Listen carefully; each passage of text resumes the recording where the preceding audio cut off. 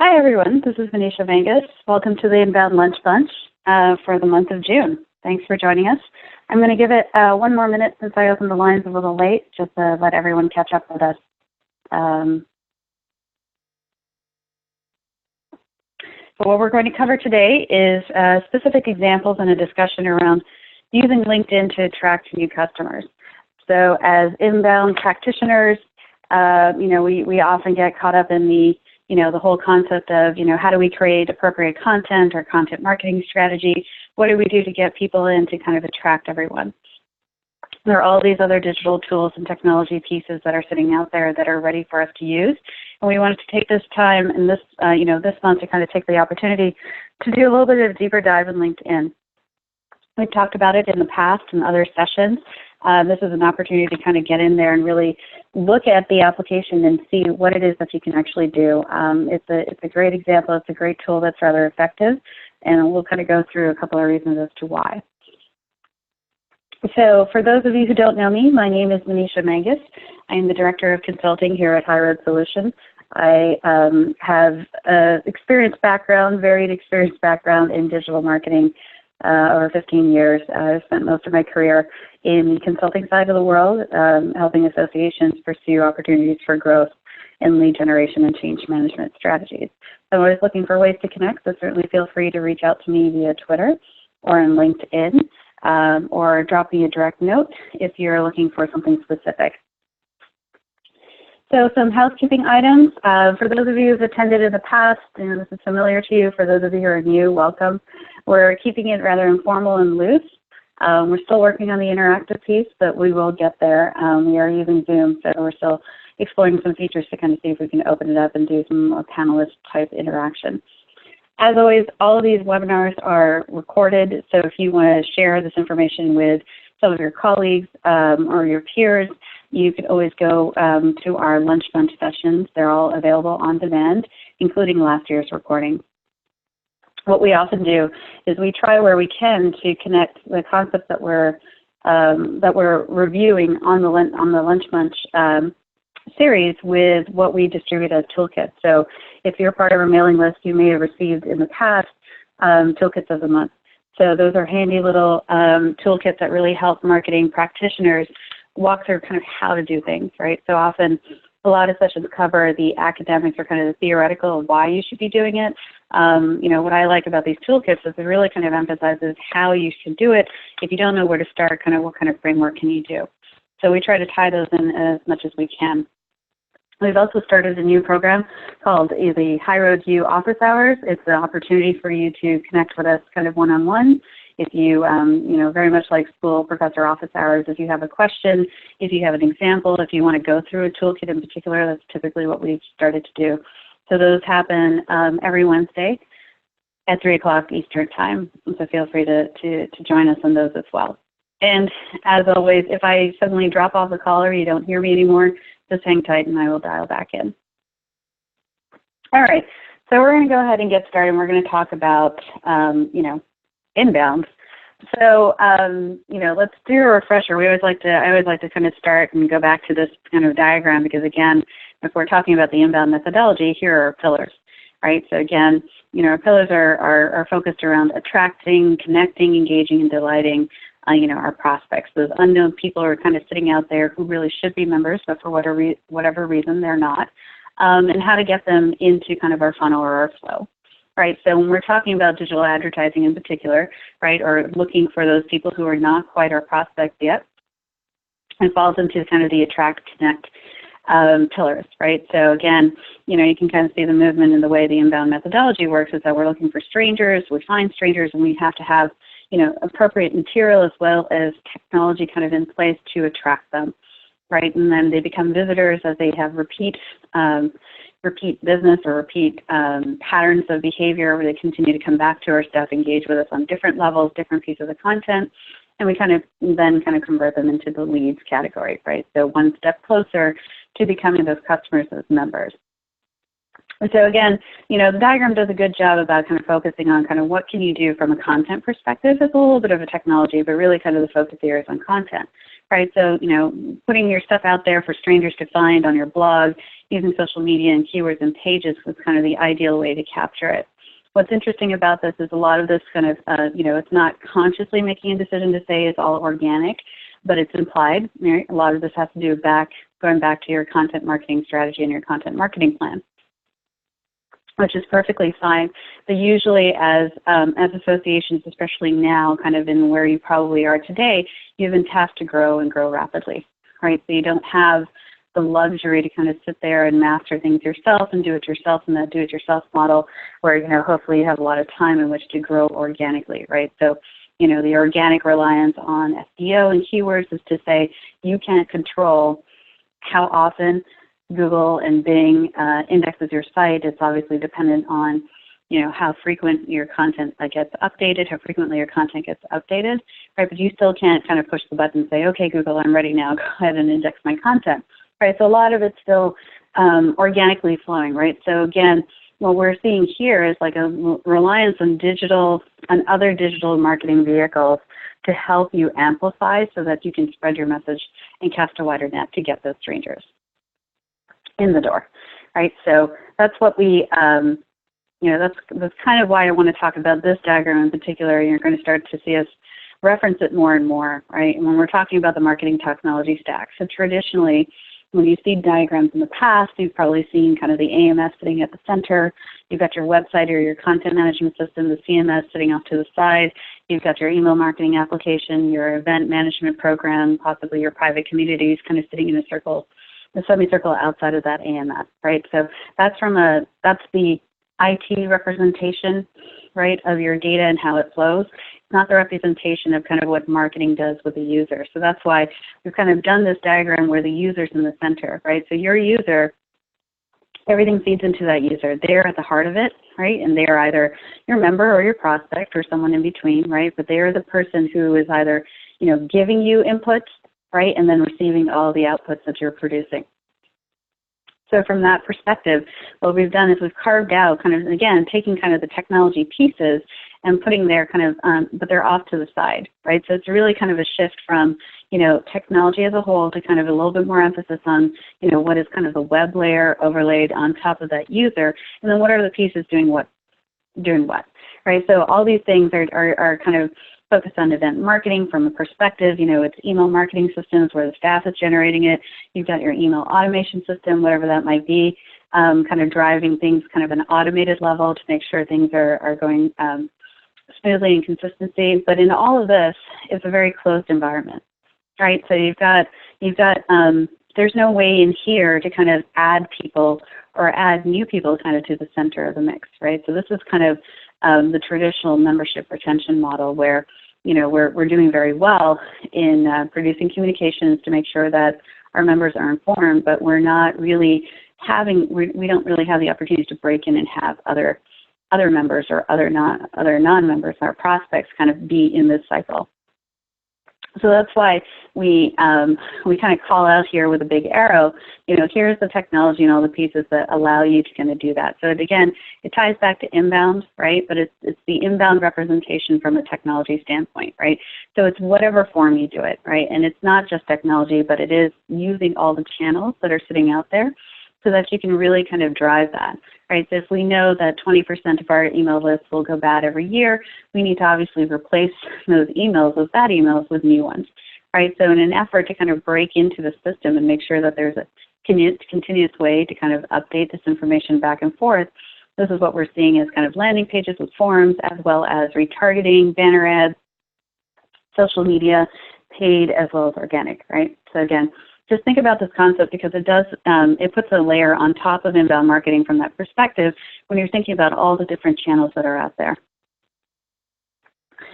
So what we're going to talk about today falls under the digital advertising umbrella, right? So most associations are a little reluctant to fall into to kind of pursue the paid digital advertising. I think it's a combination of it seems rather complicated, it requires a lot of time, and it's rather expensive, right? So there are different flavors of it, but those are kind of valid reasons not to get into it. However, if you've been tasked with growth and you've got to kind of amplify everything and ramp things up, it is something that you might want to consider, right? So paid social media is an even more interesting kind of channel in which to tap into, because the reach is much larger, if you will, than the traditional kind of banner ads or digital advertising that you would do, paid media, digital advertising, right? So this little graph from Twitter kind of explains that, like, people who are logged in, the reach will reach 300 million people.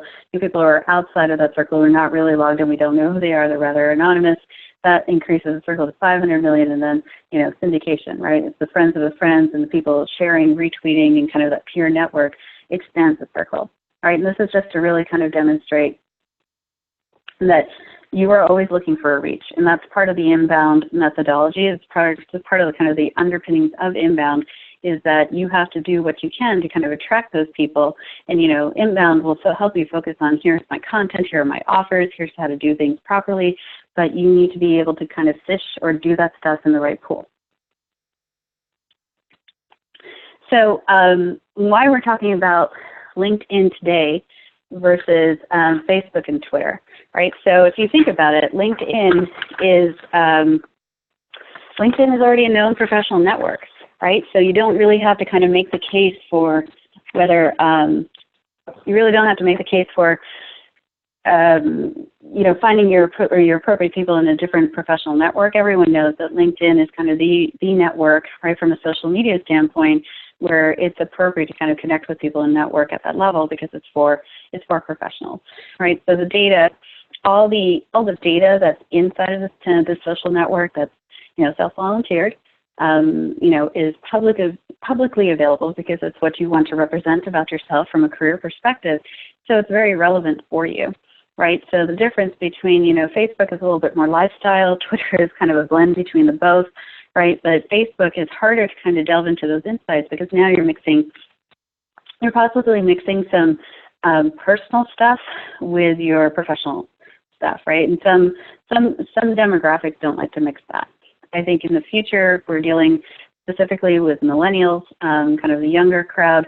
They don't seem to mind. The line is a little bit more blurry. They don't seem to mind having a separated professional and personal life, right? So perhaps, Facebook is the way to kind of cultivate them. But from LinkedIn perspective, I think across the board, the people who are there, they are willingly revealing all this information about themselves.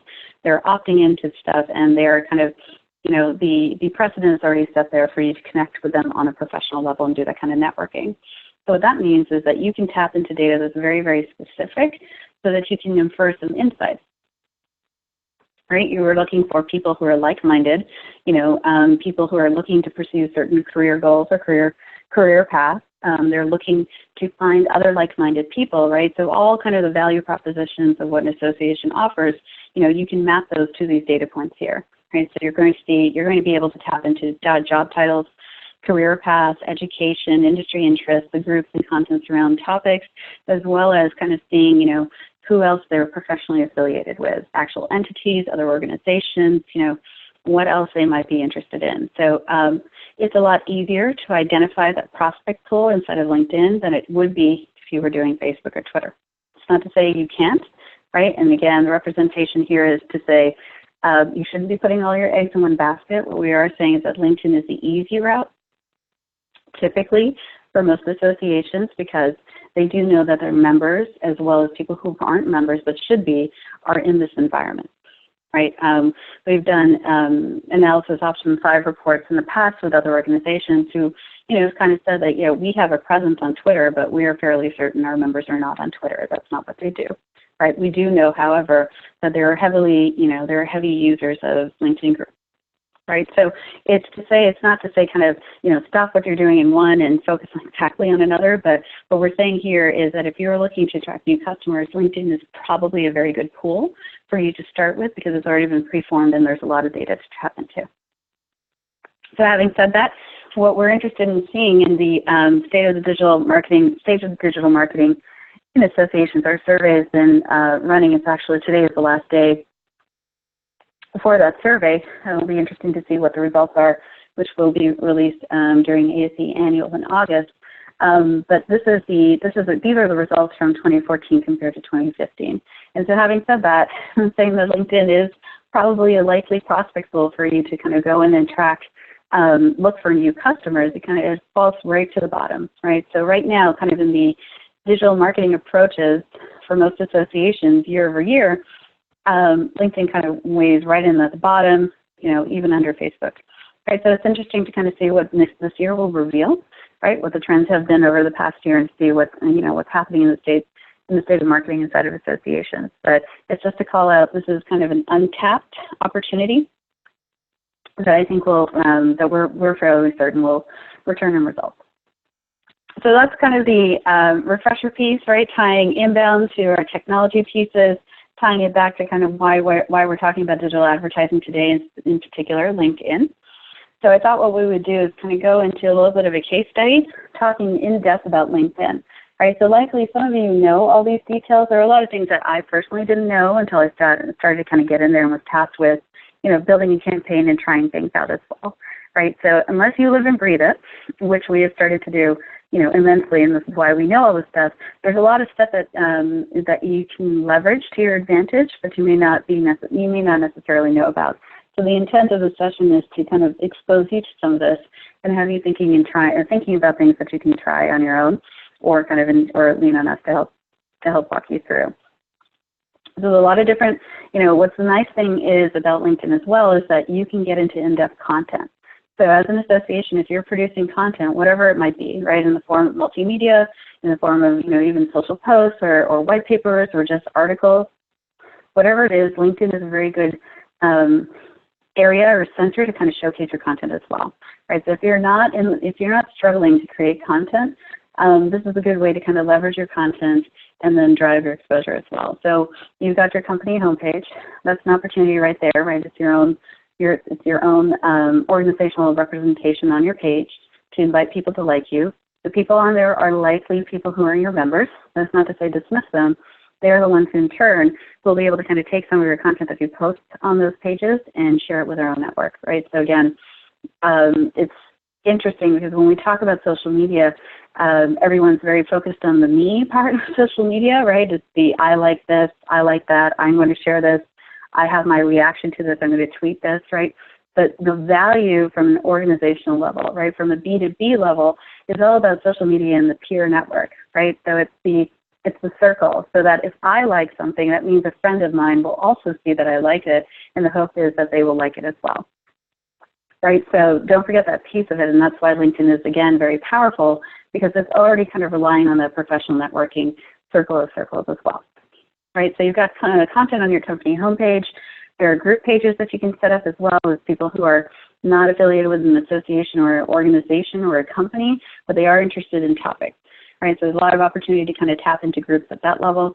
You've got Pulse, which is your own way to kind of, inside of LinkedIn, to share your own articles or insights, and that often gets shared as well. And then you've got more the paid pieces, which are the text and image ads, as well as the sponsored update, right? And the sponsored update is content that appears in your newsfeed across all devices and all applications. A little bit different from text and image ads, which you see are on the side. Those don't show up in mobile devices. And so that's the distinction. Again, when you're sitting down to think about, like, what should I do, right? Again, the easier approach is if you have the content, you have the appropriate content that makes the most sense, put it on your company homepage and then consider doing a sponsored update around it. If you're looking to, kind of build out your network and get exposure, you can consider a mix of text and image ads, knowing that, there's a limited view of those text and image ads. Right, so often it's coming down to a little of a balance of what you want to try and what you think would be successful. So from LinkedIn's perspective, they often advise sponsored updates as kind of the way to kind of push your non-customers, to push your customers and your prospects through that acquisition funnel. Right, and the whole point of that is that you are reaching out to net new people, net new customers, net new prospects that are out there who don't know what you are and they're not quite sure what you offer, right? So the intent is to kind of say, we're going to tap into LinkedIn's entire pool, right, with these sponsored updates and leverage that reach so that we can kind of move forward. So LinkedIn themselves, they have different sponsorship levels. You may have received these, right, in emails before where you get a personalized sponsored email in your inbox if you're on LinkedIn. Again, that's a different kind of level of sponsorship, but they've kind of categorized it to say sponsored updates are up at the top where you're doing your reach, right? You're looking for your acquisition, but you're really, casting your net. Sponsored emails kind of pull you down a little bit. Again, in an effort to convert you, you go back to the inbound methodology, it's an effort to kind of attract you, convert you, and then kind of move you forward, right? So it's more kind of on the education piece. This is where you would do invitations for special sessions, for special webinars, for your keynote, things like that that these people probably are interested in because based on their demographics and all their other interests, they're likely a good representation of who you want to talk to. And then the nurture piece, taps into the traditional kind of more content marketing pieces where, you've got content that you're then driving them back to your website in an effort to kind of have that sticky experience on your website before they kind of move to acquisition or to conversion. All right, so again, you've got two types of sponsored content. You've got sponsored updates. They appear on your company showcase page to your followers, and then you've got direct sponsored content, which doesn't show on your company page, but you are targeting it to specific people, right, in the demographic band, and it starts to show up in their members feed as well. All right, so there are different options from which to choose. And as with all content that you put, regardless of where you put it, if it's on LinkedIn or if you're doing retargeting or if you're doing any other type of advertising, right, the most effective content is stuff that's very valuable, right? So you want to put something out there that your prospect learns something new about you, right? It's relevant, right? So you are thinking specifically, is it the right message for the right audience? If I am talking to C-level people, I should not be sharing an article that's very, very detailed IT stuff, right? Because they don't care about that. They probably care about budgeting, probably care about staffing, management topics and things like that, right? And again, you want to match your tone and voice, right? Make sure that it aligns to your brand, and it's also inviting, it's kind of moving them towards that call to action, right? So to the point, because that's the thing about a feed, right? And that's the challenge inside of social media across the board is you don't have a lot of time to make that impression. So you really, really have to kind of think about, what's your catchy title? What is something that kind of goes back to that would appeal to your prospect, and how to attract that customer? What would be compelling or interesting for them? So if you were to get started with LinkedIn, let's say you want to build a campaign, the first question you get asked here is kind of, select your goal, right? So again, they do a good job of providing you with all this information as well, essentially kind of walking you through the process. Like, do you want sponsored content or do you want to do text ads? So if I've selected sponsored content, this is the power of LinkedIn, and this is really kind of what we wanted to showcase to everyone on the Lynch Bunch group today. Essentially, you are now tapping into a whole set of data points that aren't necessarily offered elsewhere, right? So you can target your audience, you can create that target as a template and save it for a future campaign, right? So obviously you've got your geolocation.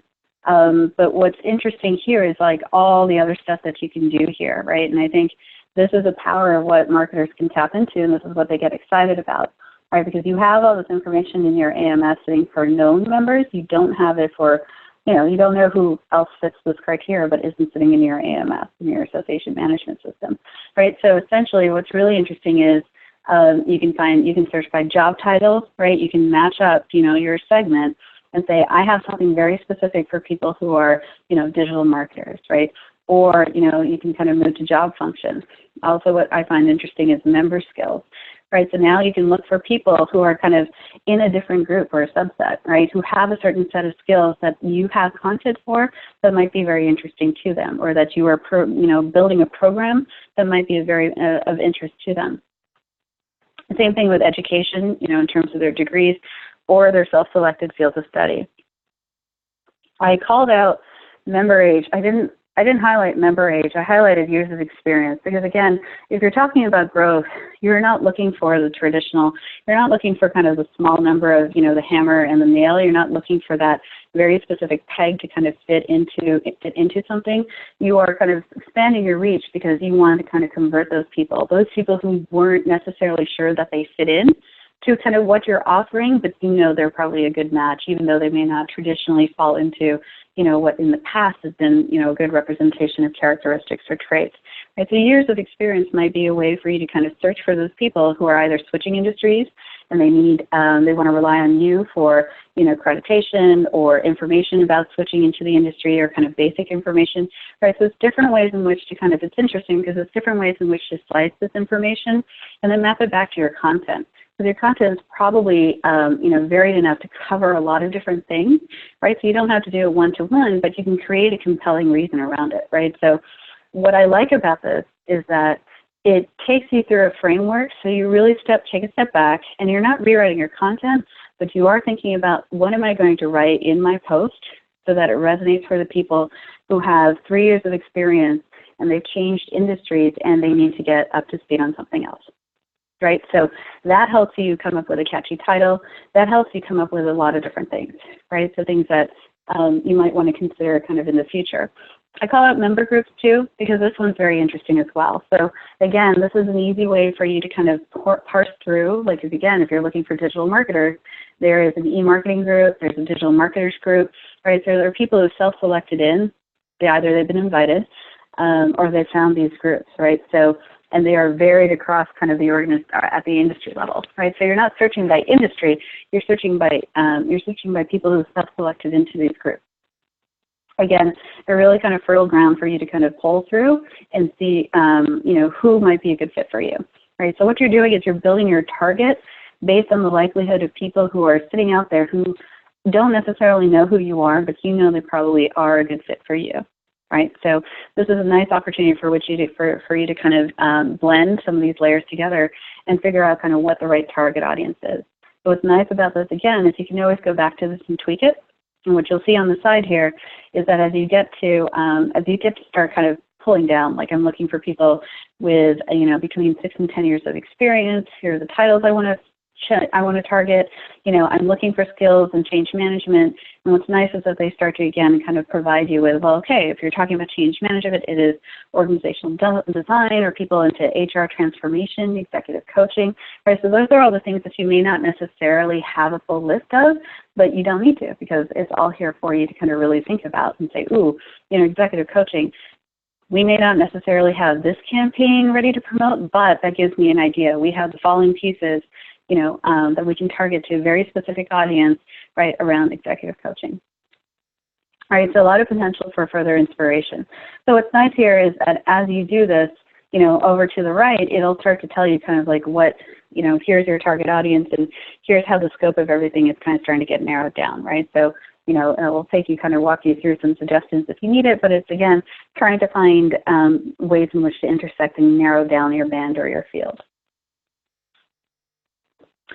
So some best practices that are typically recommended, you know, when you're building your targets inside of LinkedIn is one, broader is better, which is again kind of the opposite when we're talking about marketing to a person of one, right? So again, this is from, remember, you're on the front end of the inbound methodology, which is you're casting as wide a pool as possible, right? So again, your broader target allows you for gathering of more statistically significant data because, you know, if you target 20 people who are like ideal in your segment, that's not a guarantee that all 20 people or even one of them will read your stuff, right? So you need to have a larger sample in which to play in so that you can get some data that's a little bit more statistically representative of you.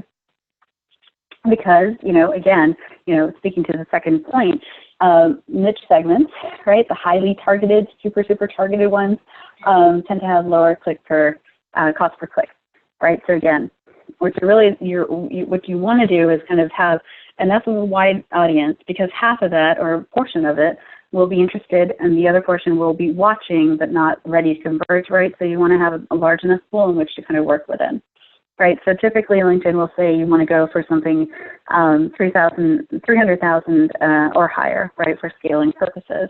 That gives you enough kind of enough of a pool in which to kind of schedule a cadence that works for you, right? So again, when we're talking about frequency, this is not a one-time thing where you have one campaign and one piece of content, and then you kind of put it out there, and that's it, right? So this is, you know, the intention is to say that we're constantly putting stuff out there that would cultivate some of these people, right? So it's taking these strangers and attracting them and converting them into the visitors, and then convincing them that we do have something for them so that they can move to the customer segment in inbound.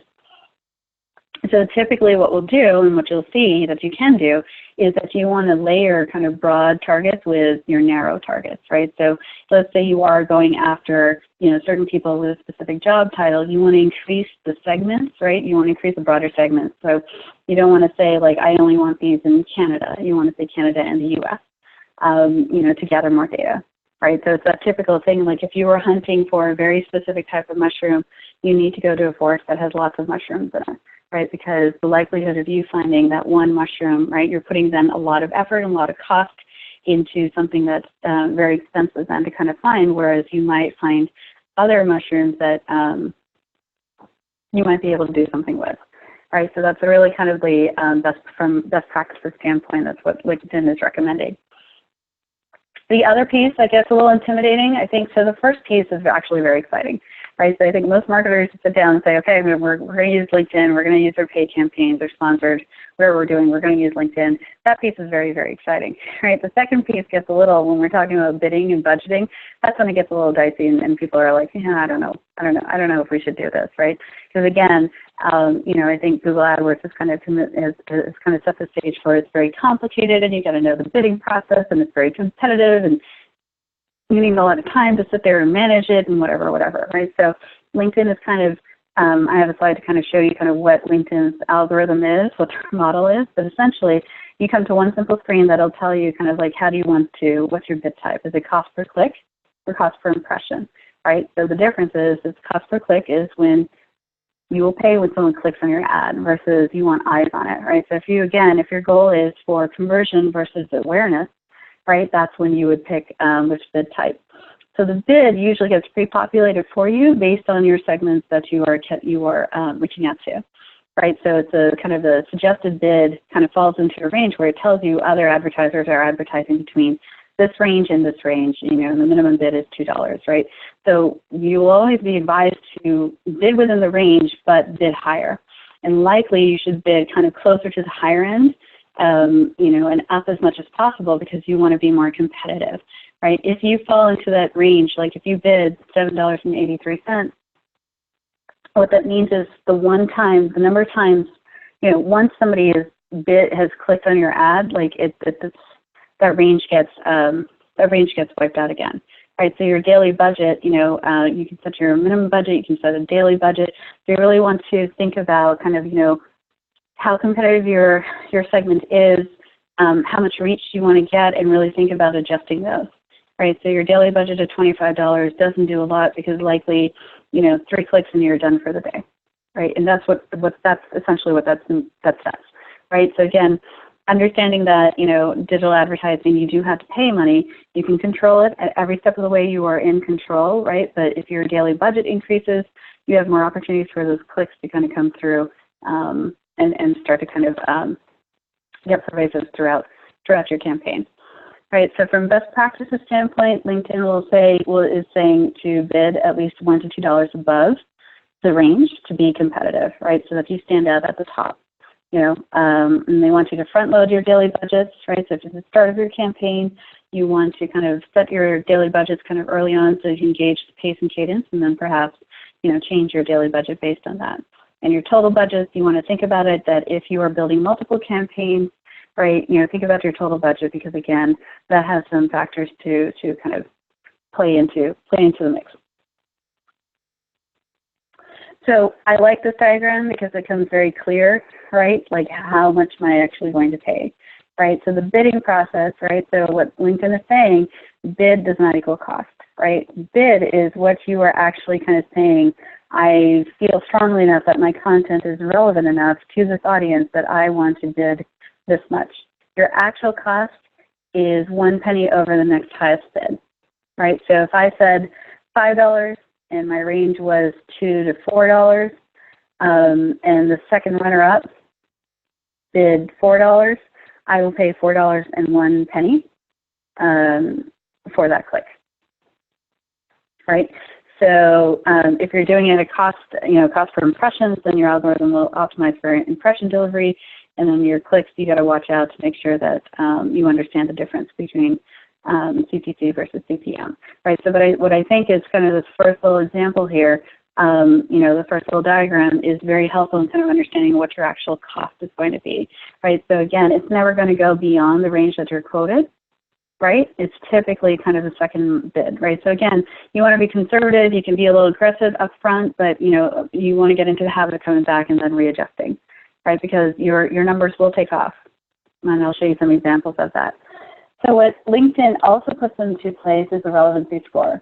So this is not something that you can control, right? This is determined by your content and its relevancy to the audience segments that you have picked. But you do have a score tied to that. So you can see here are the bids that people that have put together. There's a relevancy score that LinkedIn assigns. They've got a combined score, right? And so, bidder A, even though he put in the highest bid, his content and his relevancy is not as high as the second runner-up, right? So advertiser B with the highest combined score is the one that's going to have the winning bid, so that his click gets placed first. All right, so just something to think about. So here's an example. So let's say you set up your campaign, right? So you've set up your campaign, you've decided to be kind of a little bit on the cautious side. You set a daily budget for, let's say, $50, right, just to kind of see what will happen. So you're not going to pay more than $50 a day, and you've set up your bid to be $1 higher than what the range is, right? So now we want to see how you perform over time. And so again, you don't have to go anywhere else. LinkedIn will kind of give you these statistics over time. So what I'm showing you here is something that we did kind of as a proof of concept. May 7th was when we put the campaign into place. You can kind of see how it started to pick up organically over time, right? And so, it'll tell you kind of, for the campaign, here are your impressions, here are clicks, what your average click-through rate was, what your engagement is, what you've spent over the course of the month or so, right? So what's also interesting is that you can look at it from a demographic standpoint. And this is where you start to go back into who is looking at your content, right? Should you start to actively kind of look through those segments and see how effective they are, right? So from this perspective, job title, result in kind of a low click-through rate or a low kind of response thing. However, from the industry standpoint, it resonated quite a bit, right? So, these are the types of things that help you kind of figure out, is the campaign effective? Is your content effective? Are you going after the right target? Right. So what this will do is that, in the next iteration, you can go through and find the next, your next set of targets to go after. So here's the example that I put through a page through a page sponsorship, content-sponsored piece of content. So it was something that was put on our blog. We wrote this on our blog actually late last year. There was no timestamp kind of on the title itself, so it seemed like it had a lot of longevity. It kind of crafted a good segue into kind of explaining what the blog post was about, right? I was struggling to explain what your digital ecosystem is and how it works.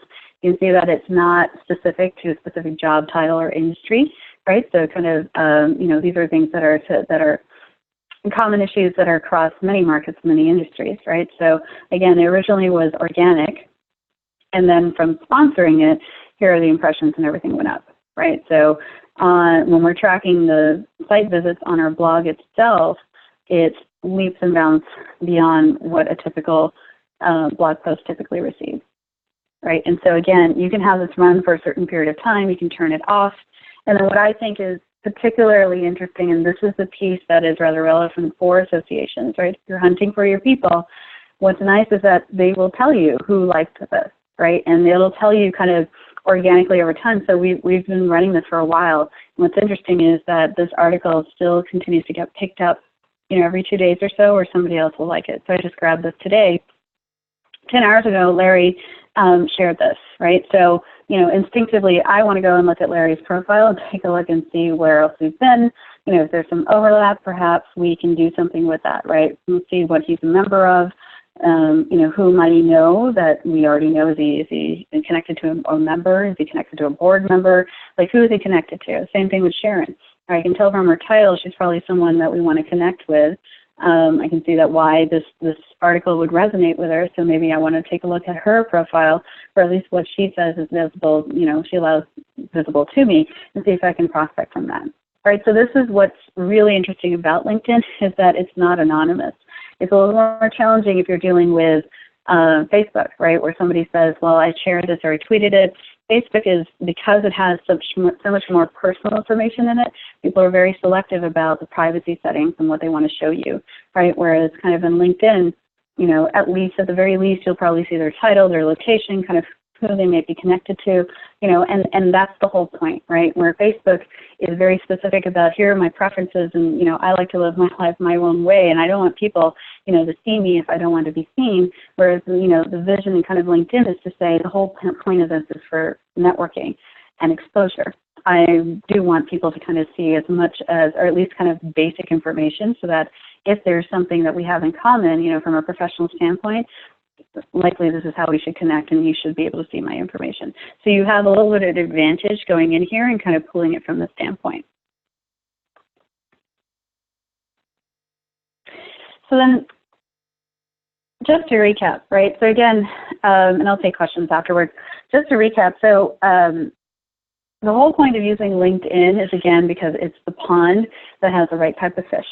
Right, so again, thinking from the inbound methodology, if you've got all your content and you've got all your pieces, your product offers, and all your information kind of ready to go to attract those people, you have to kind of put it in front of where they are. So again, we like LinkedIn. We recommend LinkedIn because it's a natural fit with what associations typically do and who, what they're looking for. Right, so if you're looking to network, right, so I think in the past when LinkedIn first came out, there was a little bit of a struggle to say LinkedIn is our competitor, and we shouldn't do this and all this, right? It's the kind of the we're all kind of one community, we're all one family. There is no kind of exclusiveness. Right, it's to say that, if you're on LinkedIn, that's great. LinkedIn obviously can't house our entire website and our entire, library of on-demand webinars and all the other stuff we do. So we're happy to kind of put our stuff in front of you while you're on LinkedIn to make sure that you come back to us and see more stuff. Right, so that's the approach to kind of take. So LinkedIn is ideally set up for you to kind of go and fish in right away, whereas you would have to work a little bit harder. It's not like it's impossible, and there are a lot of ways to do that inside of Twitter and Facebook. So LinkedIn is kind of the easy, kind of low-level route to do that. All right, so again, you might want to think about considering using paid or sponsored content for the additional uplift. I'm going to show the example of what we did with one particular blog piece that has gone, it's not viral, but it's certainly been circulating for a long time. Right, it's been circulating for a period of 2 full months now. And it's generated kind of the most views now on our blog. We've picked up new followers, people who are looking at our profiles, things like that, right? So there's a lot more interactivity, and that's one of the reasons, because you're pushing it out there in front of people that may not necessarily know about your company page, but they have the right target segments kind of in place so that you can kind of push it out further. So like anything, right, like anything in digital marketing, you can't set it and forget it. It's like a garden. It needs constant nurturing. So again, if you're starting out from scratch, we're more than happy to kind of help you build a program and monitor it for you. But really what you want to think about here is kind of, do you have the appropriate content? If we're trying out, if we're starting from scratch, let's try a segment, let's monitor it for a couple of days, let's go back to it, see what happens, and then kind of, continually work to tweak it. Right, so again, because you're fishing, same type of thing. You can't just set it there and like let people come by. They're unlikely to, right? So you want to think about the cadence. LinkedIn will recommend kind of a typical cadence of four posts over a certain period of time, right? So it's not just one piece that's constantly out there, because again, you're looking for the continual uplift or the continual expansion of your pond, right? It's not just the one little watering hole and that's it, and once it's done, you have to create a brand new watering hole, right? So that's the intent of that. Because LinkedIn is tied heavily to content, and because as an association you're in the ideal spot to do that, you do a lot of content creation, it's often a good idea to align with your marketing and social media calendars, right, and see what's already being produced. We don't sit around the table. It's very rare that organizations will sit around the table and say, what can we post on LinkedIn, right? That we have to write totally from scratch. You always want to leverage what's already happening or what's already been produced. So again, there are a lot of pieces of content that are kind of go-to. You pull from this table and say, this is the ideal piece of content for anyone who is trying to understand what we're about or what we're looking for, or things like that. You can take that and kind of repurpose it a little bit, post it out there on your social media, on your LinkedIn profile page, or create a piece, create the descriptor for that, and have your base content ready to go. Right? So it's a lot easier if you align this, right, and map it up to what the social media team is already planning to do, what's already out there on your blog. Is a good example or a good kind of methodology would be to go back to your blog, if you have one, and see what was the most popular content from an organic perspective, and see if any of the titles there kind of resonate with the potential segments that you might be targeting, and try from that standpoint. But again, you're always in a position where you don't have to sit down from scratch and do anything from scratch. You always want to repurpose and leverage what you already have. And then lastly, you want to look at those results constantly, and then look at those people who are sharing your content. Again, that's what I like about LinkedIn so much, is that you can kind of really see, like, oh, I should probably look up Sharon and see if she's a member of the same group I am, right? I should look up and go see if Dave is there, and, does he know Sharon, right? So those are the types of things where you're really going to find these people. So it's not to say that you do a direct in-reach, because what you'll have to do next is figure out, what can I do to get Sharon to interact with us further, right? Or, how should I do it, right? Do I invite her to the event? Do we have a member reach out to her and say, like, Sharon, why aren't you participating on this committee, right? There's all these things that you could do, but this is how you go and you attract those people as part of the methodology to bring them forward. So hopefully you're a little inspired and not intimidated by using LinkedIn. As I said, the hardest piece is figuring out the budgeting and the bidding. So once we make this deck available to you, it should be fairly easy for you to go in and just kind of see, out of curiosity, what those bid ranges are. At any point you can set an end date for your campaign. Like I said, you can set a daily budget, so you don't go over that daily budget on that purpose, right? But the intent is to really kind of try it out and see how well it works for you. So I like this quote to kind of wrap things up, because again, we often tend to rely on technology to automate the process, but this is about enhancing the interaction, and that's really kind of what the bottom line is, right? So it's great that we have technology that's going to help us get us through the day, right? But we as marketers, as digital marketers, are really looking for tools that help us, do further outreach and further communicate with people. So that's the ideal way to think about it. So that's all I have for today. Let me see if there are any questions I can answer here. If you have any other questions, feel free to put them in chat. All right. So there's one question saying, our members have indicated that they do not turn to LinkedIn for professional education. That is more a career path forum. So can you give us data or further examples from early slides that indicate it is more than a career path job title use? Yeah, that's an excellent question. I think it depends on, again, we're making rather broad, generalized statements as to kind of who uses LinkedIn for what purpose. Again, you can take a look at the data that's available and see if it helps you from a career path perspective. All right, so let me go back to our slide here that had the data points. And that is true, right? So again, this goes back to kind of an excellent point about knowing your members, right? So knowing your members, right, and what they use LinkedIn for, and then, do you know your personas and how do they use LinkedIn? So is it a transition, right? So are these your lifetime value members that are high lifetime value, and they say, we don't use LinkedIn, for professional education, it's more for career path, right? It's more for developing the network type of things, right? And what does that actually mean, right? So if that's the case, right, and you're looking for people who are not yet members, they're not looking for professional education, right? It wouldn't be necessarily years of experience, but I think the member groups is probably one that you would want to tap into, right? So again, I'm on LinkedIn. I'm not looking for a job. However, in my job, I need to be able to connect with people who think, how to run a digital agency, how to do certain things.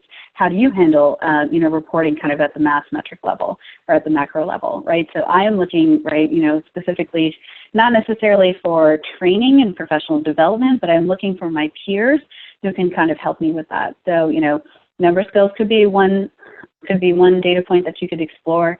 Fields of study could be another, but I think member groups is probably the one where most people are likely to join for a career development kind of networking path. style. So if you were to build, a target niche to kind of go after, and let's see who our prospects are that fill into that, member groups is probably the one that I would explore. Okay, and the second question was, what is an impression? That's also a very good question. So an impression, think of an impression like you're driving on the highway and you see a billboard with your brand on it, with the name of your association on it, and then I continue to drive, right? So it's made impression, right? I have not done anything. It's more for awareness, right? So it's to kind of say how many eyes were on something, right? Whether you looked at a piece of content, I didn't do anything with it, whether I saw it on social media. So often on social media and digital channels, you'll see kind of here are the impressions and here are the click-throughs. The impressions are the equivalent of an open rate in your email, right? If you're monitoring your email performance and you get an open rate, that's the equivalent of what an impression is, right? If somebody saw your message, we're not quite sure to what degree they, the message kind of sank in, but they definitely saw it, they looked at it. The next step that you would want them to do is to do the click-through. You would want them to kind of take one step further and kind of click on, your link or click on your logo to learn more, right? So that's what an impression is.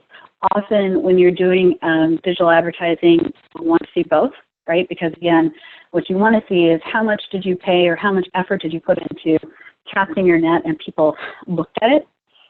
And then the next set of metrics that you want to look at is how many people actually clicked on it to actually read the details, right? So the impressions will help you kind of shape, are you casting your net wide enough, right? Or or are you casting it in the right place, right? So if you have a low set of impressions, either that's probably, it could be any one of the reasons, right? But it could be because you're not, whatever it is that you're putting out there is not really quite resonating with the audience. Either the audience is too select, it's too few, right? Or, because of your bids and they're very low, you're not getting enough exposure, right? So if we bid rather low and we set a very low budget, that means our ad or our sponsored content as it gets displayed only gets displayed twice a day, and then that's it. It's taken off and resets for the next day, right? So if I only get to show my ad twice, right, so it's less likelihood of somebody being able to click through. So impressions are used as an indicator as to kind of what your reach is. And then click-throughs are kind of like the next iterative step to say, okay, this was my reach and how effective was I in that? Like how many people interacted with whatever I put out there. Okay, so that's all I have. I'll leave the line open for anyone else to post any questions. But other than that, have a great rest of the day. And thanks for joining, and I look forward to seeing you next month.